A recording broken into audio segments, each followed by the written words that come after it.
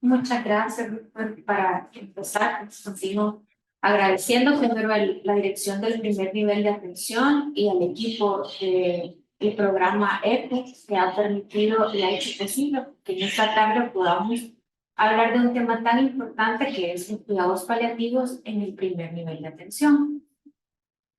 Este tema tiene como objetivo poder dar a conocer qué son los cuidados paliativos en primera instancia y también dar a conocer cuál es el quehacer de los cuidados paliativos desde el primer nivel de atención y cómo se interrelaciona pues con el segundo y con el tercer nivel de atención.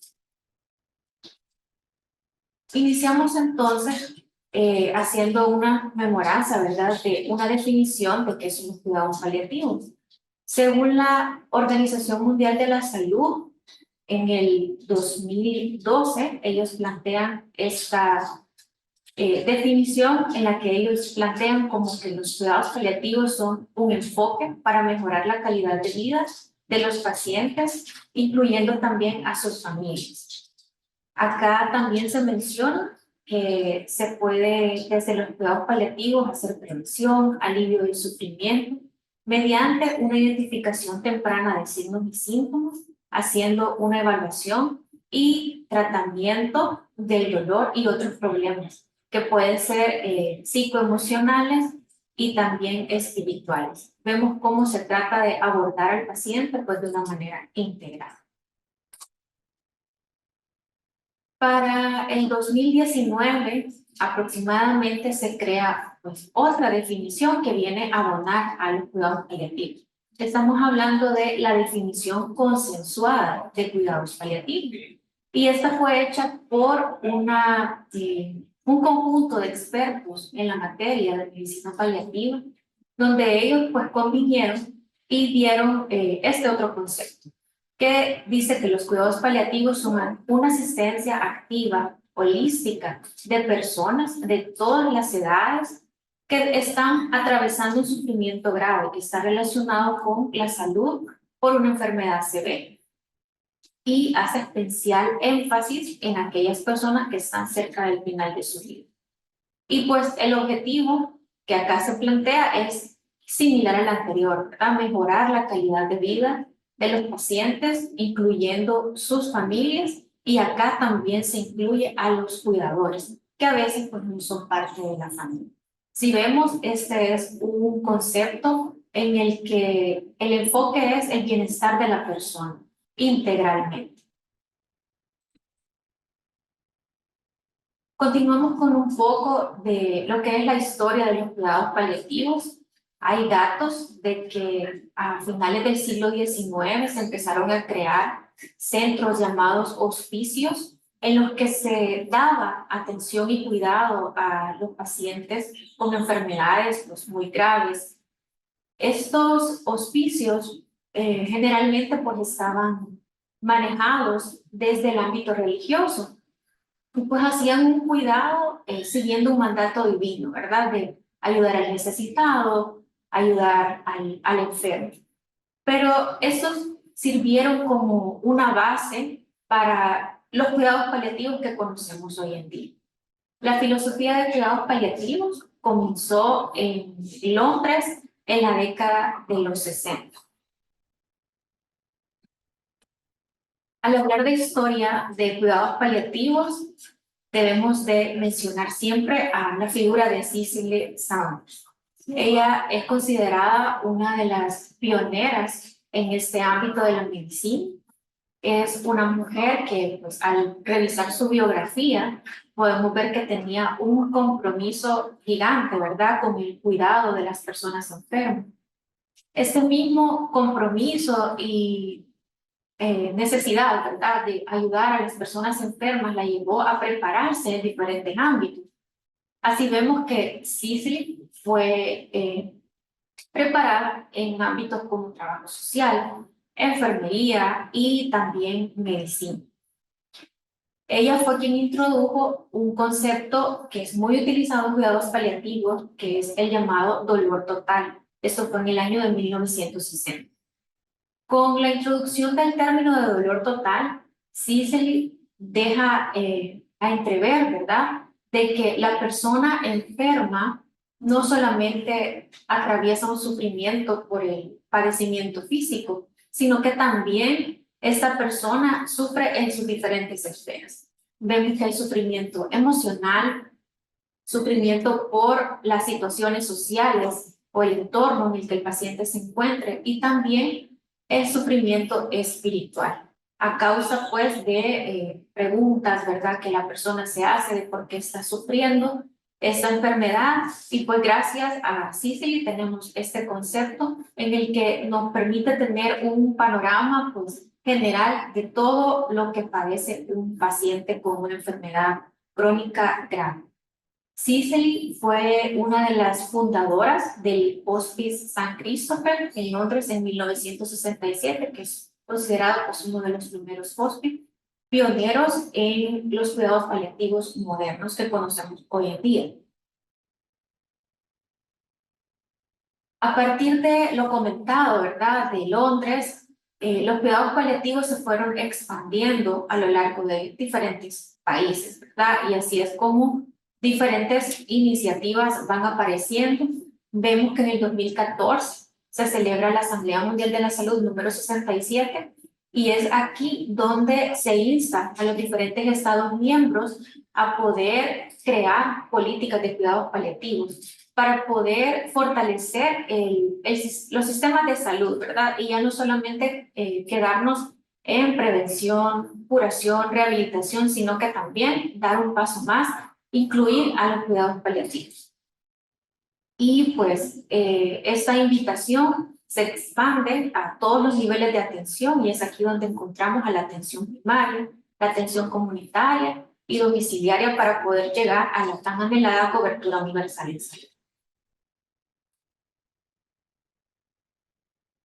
Ya trayéndolo a nuestro país, cómo se han ido implementando los cuidados paliativos en El Salvador, específicamente en el Ministerio de Salud.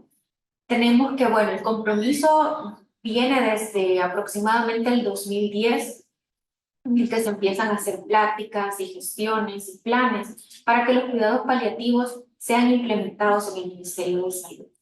Y esto se hace tangible en el 2012, cuando se hace la primera capacitación de cuidados paliativos. Esta capacitación para personal multidisciplinario fue gracias al apoyo de la Organización Panamericana de la Salud y siempre de la mano del Hospital Divina Providencia. Cabe mencionar que el Hospital Divina Providencia es pionero en nuestro país. Ellos, pues, desde su fundación han trabajado mucho el tema de cuidados paliativos y están siempre de la mano del Ministerio de Salud, apoyando en capacitaciones y como un referente de cuidados paliativos en nuestro país. A partir del 2012 ya se tiene un grupo capacitado y es entonces entre el siguiente periodo, entre el 2013 al 2022, donde ya empieza la implementación de los cuidados paliativos en los diferentes hospitales nacionales. Y bueno, esto da pauta para que en el 2023 se inicie el proceso de implementación en unidades de salud, ¿verdad? Y es la raíz de por qué estamos hoy acá en el 2024 platicando acerca de cuidados paliativos en primer nivel de atención. También quiero mencionar, ¿verdad?, que a la par de este crecimiento en la implementación de hospitales nacionales en el Ministerio de Salud, también se han trabajado en otras instancias del Sistema Nacional Integrado de Salud. Así tenemos al Seguro Social, ISBM, ISRI, COSAM y pues otros establecimientos que también están dando pasos para poder brindar estas atenciones en cuidados paliativos. Para que tengamos un panorama de cómo ha sido todo este crecimiento de los cuidados paliativos, tenemos esta y la siguiente lámina, en donde podemos ver los diferentes establecimientos que hoy en día cuentan con un equipo capacitado y que brindan atenciones de cuidados paliativos. Así vemos en la región occidental están los 5 hospitales de la región, acompañados por 5 unidades de salud. En la región paracentral tenemos 6 hospitales y 4 unidades de salud. En la región central tenemos 3 hospitales y 6 unidades de salud. En la región metropolitana tenemos nuestros hospitales de referencia nacional, pero son 4 hospitales y 4 unidades de salud. Y finalmente en la región oriental, es una región bastante grande, acá tenemos 9 hospitales en la red y 5 unidades de salud que al momento están con personal capacitado y brindándoles atención. Si vemos, pues es un reto bastante amplio, si lo vemos desde el primer nivel de atención, ¿verdad?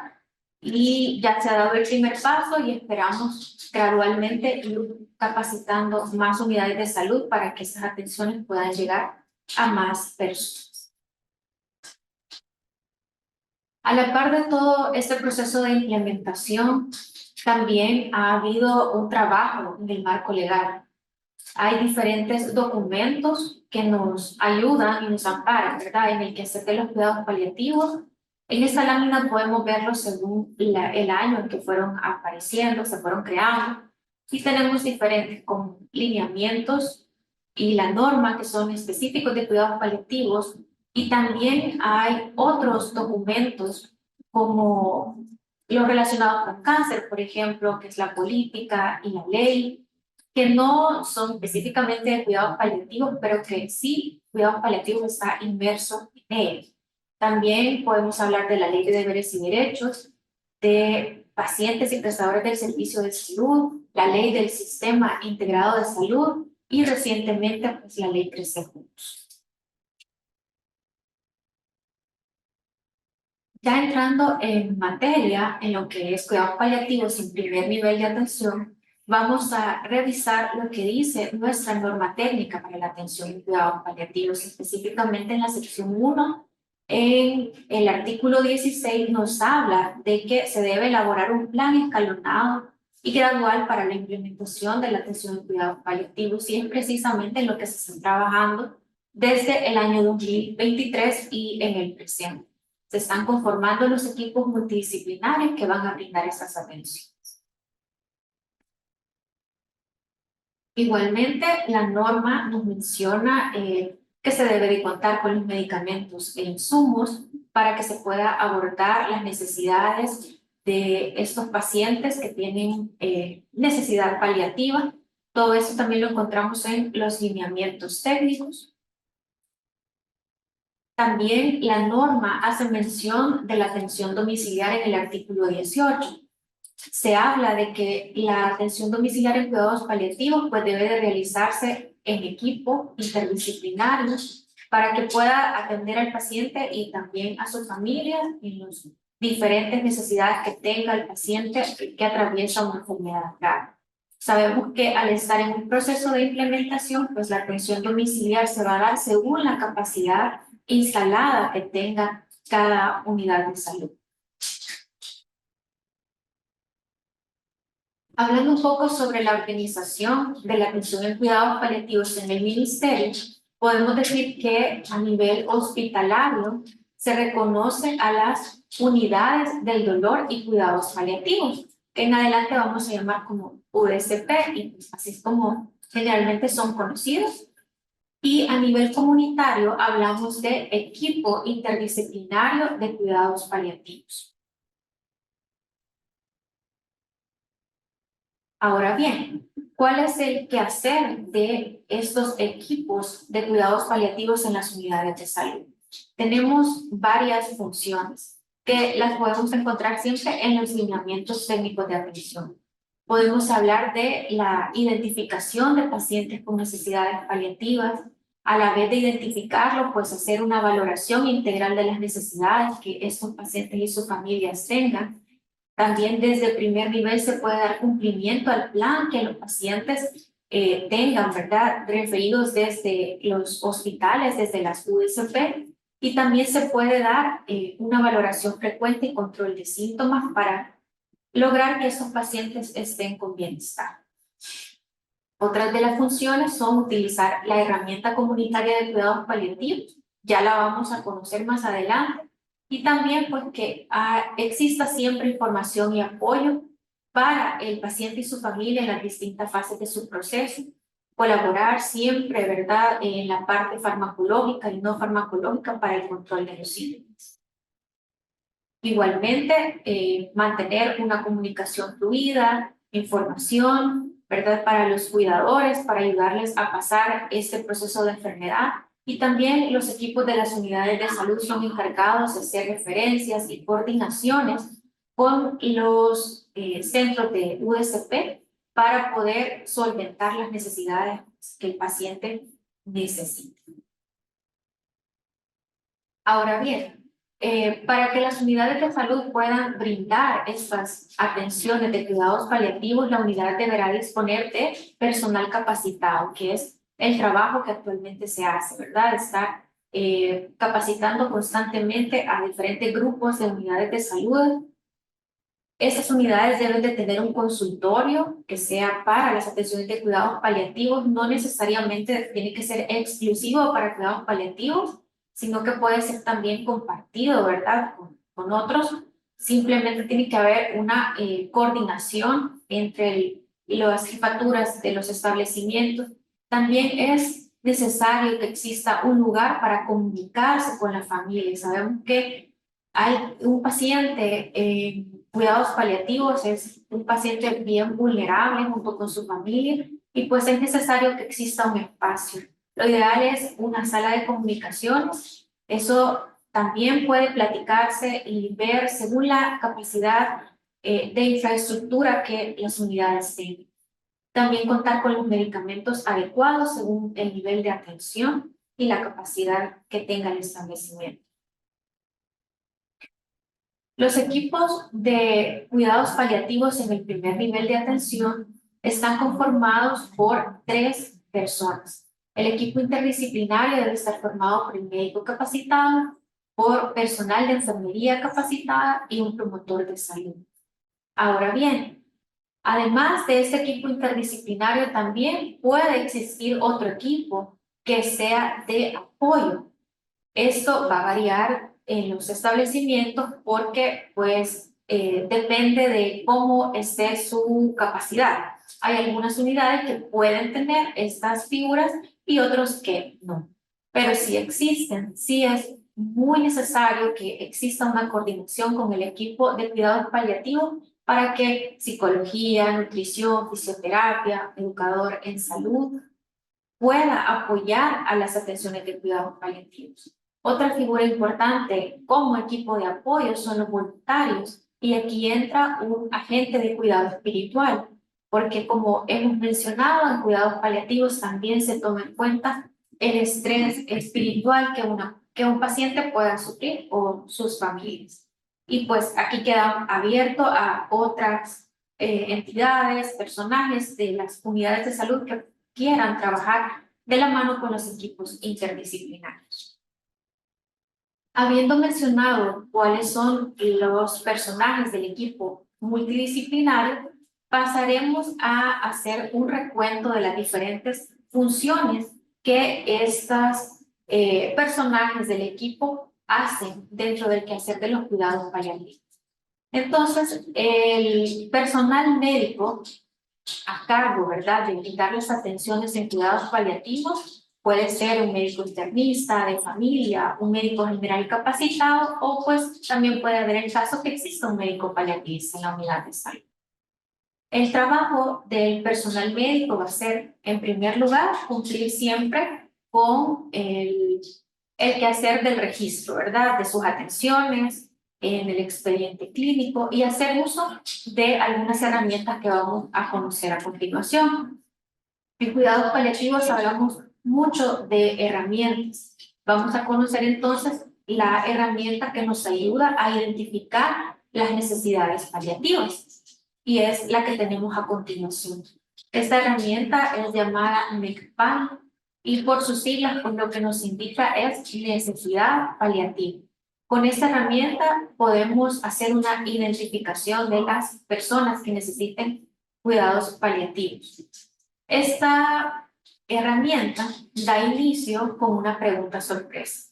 Esta pregunta sorpresa puede tener dos escenarios. Una en el que otro personal de salud nos haga la consulta, ¿verdad?, del paciente, y el que da la atención tenga la oportunidad de preguntarle al otro personal de salud.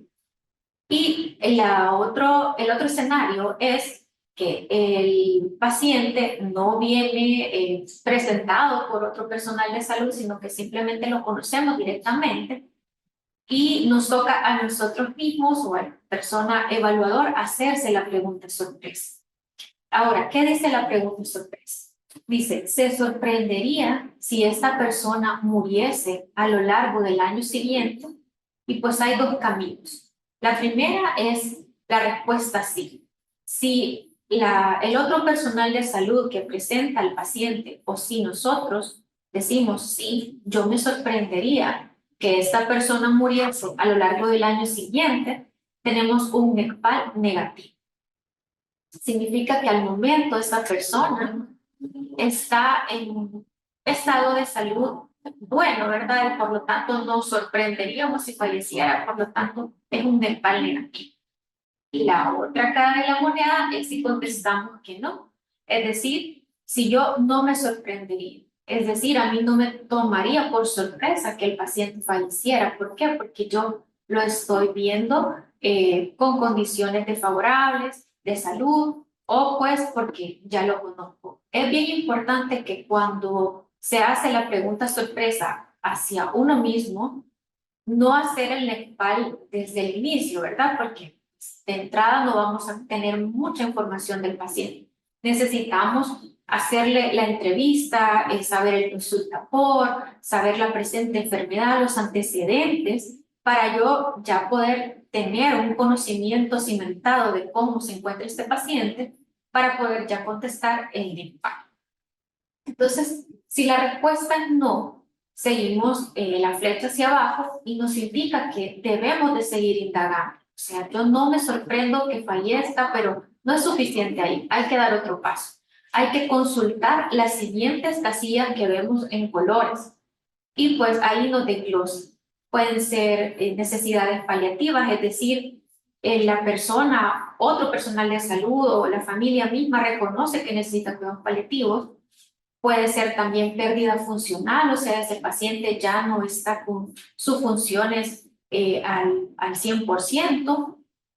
Pérdida nutricional, hay historia de que este paciente en los 6 meses previos ha perdido peso más del 10%, o un paciente con multimortalidad. Entonces, aquí quiere decir que el paciente tiene diferentes enfermedades crónicas a la vez. Son pacientes muy complejos, ¿verdad? Que pueden presentarnos. Y luego tenemos el uso de recursos, es decir, que esta persona, este paciente tiene antecedentes de haber tenido muchos ingresos previos y que se encuentra en una situación compleja. Y finalmente, el que vemos en color rojo es enfermedad avanzada, que ya es conocido si esta persona es un paciente oncológico, si está sufriendo de alguna insuficiencia pulmonar, cardíaca, hepática, por ejemplo, o una demencia. Si la persona presenta todos estos ítems que hemos mencionado, por lo menos alguno, hay que fijarnos bien, por lo menos uno, entonces ya lo sumamos con la pregunta sorpresa y ya eso significa que es un NECPAL positivo, es decir, esta persona sí va a necesitar cuidados paliativos. ¿Para qué propiamente nos sirve el NECPAL? Nos sirve para poder tener un panorama de cómo va a seguir ese paciente en lo que resta del tiempo, ¿verdad? No necesariamente para ir a decirle al paciente le queda tanto tiempo de vida, no, ¿verdad? Sino que es para poder como equipo multidisciplinario tomar decisiones para poder ayudar a este paciente. Quiero que nos fijemos en los recuadros que están abajo vemos la pregunta sorpresa, si hemos dicho que es positiva, los parámetros afectados, ahí están desglosados y después tenemos 3 cuadros en los que nos indica en qué estadio de Nepal va a quedar pues esta persona que estamos evaluando. Si la persona cumple con 1 o 2 parámetros, quedamos en un estadio 1, quiere decir que nos enfrentamos a un paciente que tiene un promedio de vida de 38 meses. Si es estadio 2, es porque ha presentado de 3 a 4 parámetros y nos da un promedio de 17.2 meses.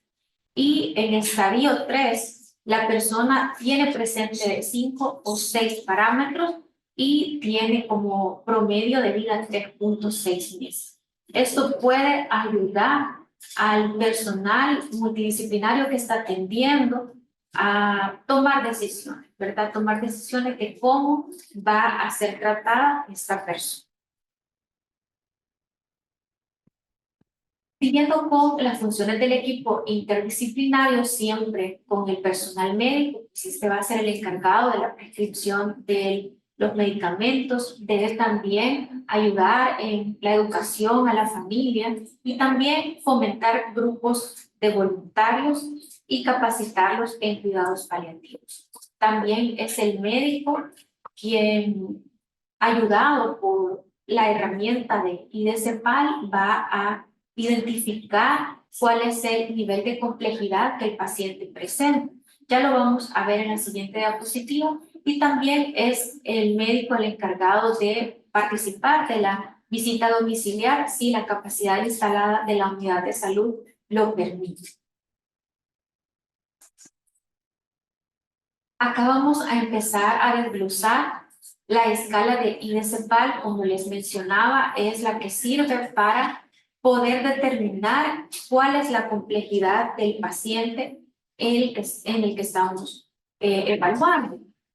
El IDCPAL sirve como una especie de orden sistemático para el evaluador, es decir, ayuda para que esta persona que está evaluando pueda ir explorando los diferentes ámbitos del paciente y al final poder hacer un veredicto, ¿verdad? De cómo es de complejo el caso que se está tratando. Entonces, el índice de complejidad paliativa se divide en 3 partes. Una va a ser las dependientes del paciente, la 2 va a ser las dependientes de la familia y del entorno, y como número 3, las dependientes de la organización sanitaria. Vamos a desglosarlas. Las primeras, decíamos, dependientes del paciente, empieza entonces la herramienta a desglosar los antecedentes. Acá está enlistado los diferentes factores que el evaluador debe de explorar en el paciente. A la par tenemos la columna que dice nivel de complejidad y vemos que se presenta AC o C. AC significa altamente complejo y la C nos va a indicar complejo. A la par tenemos otras 2 columnas, una que dice sí y no, en donde el evaluador va a ir indicando cuáles son de los factores que tenemos a la izquierda, cuáles están presentes, cuáles no están presentes, para al final poder decir cómo es este caso que se está evaluando. Entonces, en los antecedentes vemos pues desde la edad, si hay presencia de discapacidad, enfermedades, cuál es el rol del paciente, su rol social y familiar, entre otros, ¿verdad? Seguimos siempre los dependientes del paciente. Luego, después de antecedentes, empezamos a explorar la situación clínica.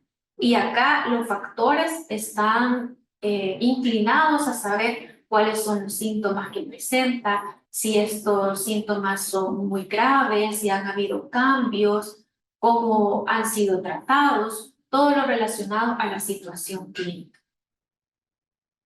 Y para terminar las dependientes del paciente se explora también la situación psicoemocional.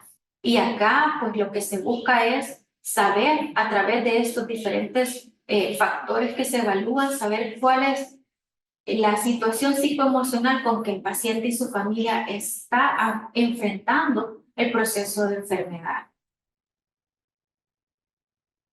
Luego, como número 2, son las dependientes de la familia y el entorno. Aquí se hacen preguntas para saber cómo está la situación familiar, si hay claudicación, si hay situación de duelo, limitaciones también que existan en la familia, en el cuidador, en el entorno. Y la número 3, que son las dependientes de la organización sanitaria. Estos son factores que tienen que ver con el profesional del equipo, las competencias que este equipo tenga y también los recursos con los que cuenta este equipo para poder solventar las necesidades del paciente con necesidades paliativas. Al haber visto todos estos factores que, como pudimos observar, pues son varios, nos permiten ya tener un panorama de cómo es el caso en el que se está enfrentando. Al haberlas evaluado, ya vamos a poder decir si es un paciente no complejo, un paciente complejo o altamente complejo. Esas son las 3 categorías en las que podemos dejar en el IDCPAR. ¿Cuándo va a ser no complejo? Pues cuando no haya presente ningún factor, ni de complejidad ni de alta complejidad. Entonces va a ser un caso no complejo. ¿Cuándo va a ser complejo y cuándo va a ser altamente complejo? Cuando presente por lo menos uno de los elementos. Al tener, por ejemplo, en un caso que un paciente tenga un complejo y un altamente complejo a la vez, que se puede dar, ¿verdad? Porque los casos son muy peculiares, siempre se va a tomar en cuenta el de mayor rango, ¿verdad? El de altamente complejo. Entonces, a través de esta herramienta sirve para que el equipo pueda tener una evaluación objetiva de cómo es la situación del paciente y a partir de ahí pues, tomar decisiones para el tratamiento de eso. Antes de seguir con las funciones de enfermería, quiero hacer también mención de que estas herramientas, si bien es cierto, las hemos mencionado en el quehacer del médico, pues no necesariamente o no únicamente, más bien son de competencia del médico. Son también necesarias de que las conozca el personal de enfermería, los productores, todos los que estén involucrados en la atención de cuidados paliativos, porque nos sirven para tener evaluaciones objetivas basadas en evidencia de la situación de un paciente y también pues para comunicar, ¿verdad? Así entre enfermera, médico, saben cuando se está hablando de un paciente complejo, de un paciente con necesidad paliativa. Entonces estas 2 herramientas deben ser manejadas por todo el equipo y pues a la vez las otras herramientas que pues los equipos que ya han sido capacitados ya las conocen, que son para evaluar dolor y pues otras situaciones. Y las demás unidades que aún todavía no cuentan con equipo, pues a su tiempo van a conocer más sobre estas herramientas, ¿verdad? Que se ocupan en cuidados paliativos. Ahora sí, siguiendo con las funciones de enfermería, tenemos que, pues enfermería es un pilar bastante importante en la atención paliativa. Ellas ayudan a formar un plan de cuidados para los pacientes en cuidados paliativos, también hacen el cumplimiento del plan terapéutico, ¿verdad? De los medicamentos y pues proporcionan cuidados humanizados. También el quehacer del personal de enfermería, dar seguimiento de los cuidados, siempre en sus conocimientos, ¿verdad? Colaborar en el seguimiento comunitario, en visita domiciliaria, cuando la capacidad instalada de la unidad lo permite. También el personal de enfermería ayuda mucho con lo que es la capacitación a los familiares y cuidadores. Es muy sabido que al tener a un paciente con una enfermedad grave, surgen muchos temores en la familia, específicamente en el cuidador, de cómo hacer la higiene, cómo cumplir los medicamentos, cómo ayudarle a descansar. Hay tantas inquietudes que tiene la familia y el personal de enfermería, pues, tiene esta experticia, ¿verdad?, del cuidado del paciente y son ellas muy importantes para poder capacitar y dar esas herramientas a los cuidadores para que puedan cuidar de la mejor manera a sus familiares enfermos. Continuando con el equipo interdisciplinario, pues tenemos la figura del promotor de salud. El promotor de salud es una figura muy importante en el primer nivel de atención. Para ellos se ha creado una herramienta especial que se llama Herramienta Comunitaria de Cuidados Paliativos. Esta la encontramos en el anexo número 3 de los lineamientos y esta sirve para que pues, el promotor de salud o promotora de salud, cuando haga su visita, pueda dar un seguimiento a esos pacientes. Ya vamos a conocer la herramienta. La tenemos acá completa. Vemos que se separa, ¿verdad?, entre su objetivo, identificación y el desarrollo. Vamos a hacer el desglose para poder conocerla mejor. En primer lugar, vemos el objetivo que nos reza, ¿verdad?, indicar las necesidades de los pacientes y familiares cuidadores en cuidados paliativos en el domicilio. A través de esta identificación, pues va a ser un aporte grandioso para el equipo, ¿verdad?, que hace el promotor de salud. Luego vemos que está la identificación, en donde se llena con el nombre, fecha, edad, domicilio en el que se le está visitando, si hay un hospital que le brinda atención, la unidad de salud y, muy importante, en cuidados paliativos, documentar quién es el cuidador principal y tener el contacto de ese. Luego la herramienta, en la parte del desarrollo, encontramos 12 preguntas. Estas preguntas son preguntas cerradas que el promotor de salud va a hacer en la entrevista con la familia y el paciente. Veamos el número 1, por ejemplo, dice: ¿ha presentado el paciente dolor moderado o severo durante esta semana? Y ahí pues se hace la respuesta si ha presentado o no ha presentado. Todas las preguntas el promotor va a ir checando según el familiar o el mismo paciente va dando las respuestas. Estas preguntas están diseñadas para poder evaluar integralmente cómo se encuentra el paciente en el domicilio. Si nos fijamos, empieza preguntando por el dolor, luego se pregunta por los medicamentos, si estos se están cumpliendo bien, si la familia tiene alguna duda con respecto a la prescripción o el cumplimiento de medicamentos. Se indica en la pregunta número 3, por ejemplo, el promotor de salud verifica la información de la prescripción en la receta y pues da la pauta para que el familiar pueda comunicar, ¿verdad?, si tiene alguna duda al respecto. También se pregunta si hay síntomas nuevos y cómo se encuentra la familia con respecto al cuidado de ese paciente. Continuamos con las preguntas de la 7 a la 12. Se hace preguntas de cómo se encuentra la familia en relación al cansancio.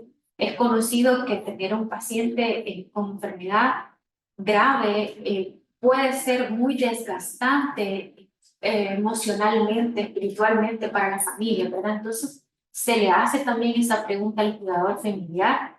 También se le pregunta si se ha sentido apoyado por el equipo de cuidados paliativos y ahí pues la familia puede comunicar, ¿verdad?, en qué área es que necesita ayuda. También indaga en la pregunta número 11 sobre las necesidades sociales. Se le pregunta a la familia si tiene las condiciones básicas necesarias para cuidar a su paciente. Y finalmente la pregunta 12 es directamente hacia el paciente y se le pregunta si se ha sentido en paz durante este proceso. Esta pregunta de repente puede resultar un poco extraña porque no estamos muy acostumbrados a este tipo de abordaje, pero esta pregunta está hecha para que la persona pueda expresar cómo se sienta y como personal que brinda cuidados paliativos poder indagar cómo se encuentra en el ámbito espiritual, si esta persona se siente en paz, si está en conflicto. Y bueno, al haber revisado a grosso modo las 12 preguntas, podemos darnos cuenta que es una herramienta muy amigable para utilizar y con la que se puede recolectar información sumamente valiosa para saber cómo se encuentra el paciente y su familia en el domicilio. Al haber pasado esta serie de preguntas, ¿verdad?, el promotor de salud regresa esta información al equipo de la unidad de salud y esta información puede ser discutida y así ser identificada cuál es el ámbito que necesita más ayuda este paciente. Hasta ahí, pues, hemos mencionado los tres personajes principales, por decirlo así, médico, enfermera y promotor de salud, pero tampoco dejamos de lado los otros personajes, como son psicología, por ejemplo, que si está presente en la unidad de salud también puede colaborar proporcionando el soporte psicológico al paciente, ayudándole, ¿verdad?, para que pueda sobrellevar este proceso. También encontramos que psicología ayuda muchísimo en los procesos de duelo, también en actividades con voluntarios y en el autocuido del equipo, que también es importante. Otro personaje multidisciplinario del que podemos hablar es el de nutrición. Si está presente en la unidad de salud, es muy oportuno que se involucre en el cuidado paliativo. La alimentación también tiene muchos mitos, dudas alrededor. Cuando el familiar ve que su paciente enfermo no come, se le dificulta comer, es de gran ayuda que exista un profesional de nutrición que pueda solventarle estas dudas al familiar y al paciente. Terminamos con el equipo multidisciplinario mencionando a los voluntarios. Aquí entran los guías espirituales, que va a ser, ¿verdad?, según las convicciones espirituales o prácticas espirituales que tenga el paciente y su familia. Se debe coordinar un apoyo desde esta área a través de los guías espirituales voluntarios. Y aquí pues queda abierto, puede entrar cualquier otro que quiera involucrarse en el cuidado de atención paliativa. Si en las unidades de salud existe fisioterapia, por ejemplo, también se puede involucrar, y también la figura de un personal de farmacia. Ellos también pueden colaborar mucho desde la gestión de medicamentos y así juntos pues, poder brindar una atención de calidad en cuidados paliativos. Ya para ir finalizando, vamos a revisar los niveles asistenciales según la complejidad de cuidados paliativos. Ya hemos mencionado que la complejidad se evalúa desde el IDCPAL, ¿verdad? Y veíamos ahí altamente complejo, complejo y no complejo. Si es un paciente no complejo, va a estar siendo evaluado por el personal de unidad de salud. Si es no complejo, vamos a tener las UDCP de segundo nivel. Y si es un paciente con necesidades altamente complejas, se debe ser derivado para una UDCP de tercer nivel, en donde se encuentra con personal muy capacitado, con la especialidad en medicina paliativa. Tenemos también el flujograma de atención en cuidados paliativos en primer nivel de atención.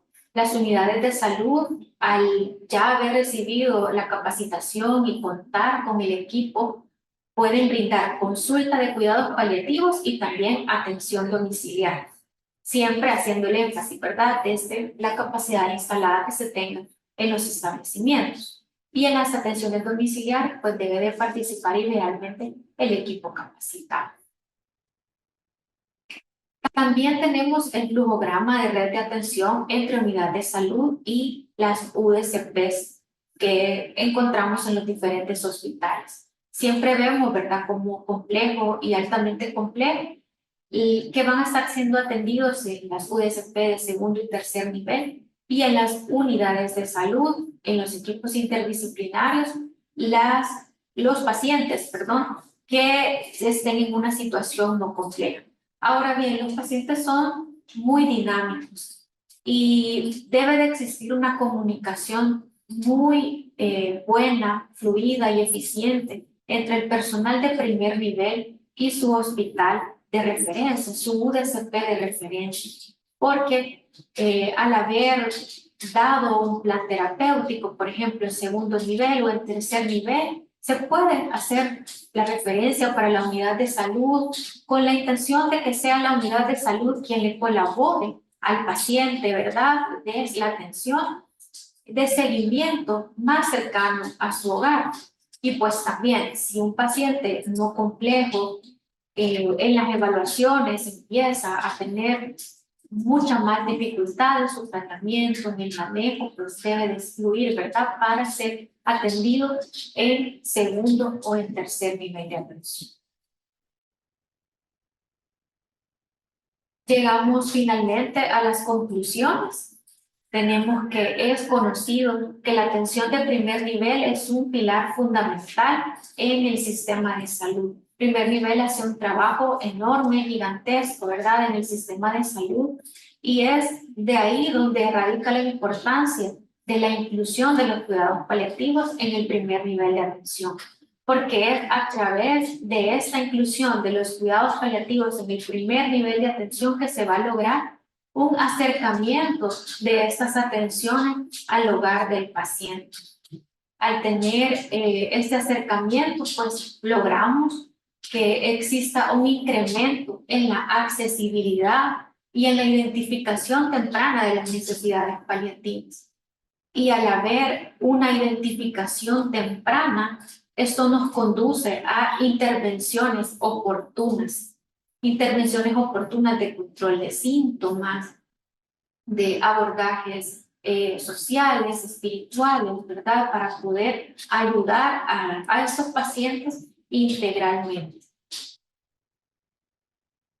Y bueno, termino la ponencia con un pensamiento que dijo Cicely Saunders, fundadora, ¿verdad? Que hemos platicado al inicio.